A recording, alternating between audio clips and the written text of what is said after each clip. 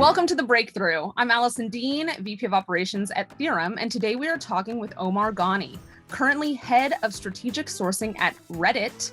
I met Omar when he was leading indirect sourcing and procurement at Lyft, and fun fact, he has led over 600 negotiations and procurement reviews.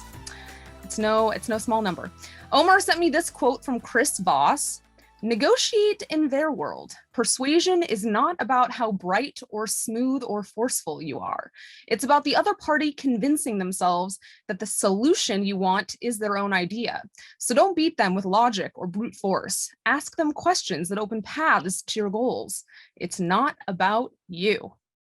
Hi, Omar. Hey, Allison. It's really great to connect with you again. Was there a negotiation that led to one of the most impactful company transformations that you saw? It was during my time at Lyft, in fact. And so my colleagues and I were working on a carbon offset RFP, which for those that don't know, Lyft actually buys carbon credits so that for every driver that's on the platform, and there's a calculation that for the emissions that's being emitted, that we should buy offsets so that we can actually grow plants and trees in the communities that the rideshare company operates in. So it's the best efforts that the rideshare has to stay carbon neutral, and that's their initiative.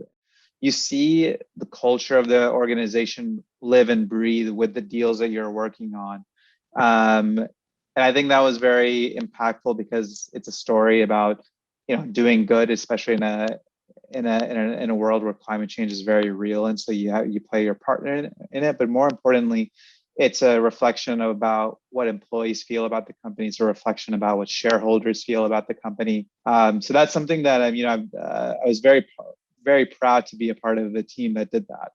Is there a project that comes to mind for you that is most representative of digital transformation? It's the digitization of contracts. So a contract lifecycle management program about how do we now stop archiving our contracts or putting them in Dropbox accounts or G drives, and actually how do we streamline the process of contracts and auto detect when it's coming for renewal, auto detect when certain terms are being breached. I think other examples are that is actually putting contracts that have performance clauses. So if a contract is saying we're going to generate this many number of users, or we're going to save you X number of dollars over the next few years. So it's cool. Let's actually put it in in a dashboard like Tableau or Duo or Domo. And actually see if what you're doing is actually true. I'll give a shout out to my old employer, Trip Actions, where they're doing a phenomenal job being so transparent and digitally informing their travel clients about what their NPS score is, if people are happy on their platform, digitizing the onboarding experience of your passport to booking your ticket to even paying hotels virtually now through virtual credit cards.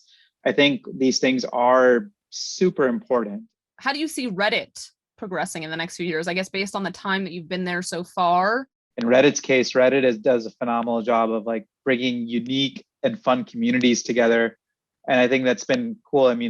We all kind of saw it in the news this year on Wall Street Bets about all the things that Reddit users did to influence the marketplace, to as simple as hey, there's a hurricane happening in Florida. How do I get best supplies to do something? And it's not necessarily the news outlets that do that because they just cause panic, but it's actually forums and boards that actually say no, you need to go to the 76 gas station because they have 8 cartons of milk left. I see Reddit continuing to grow and grow. I see it continuing to have a stake on a global level, especially with internationalization, with more global countries joining the platform and things like that.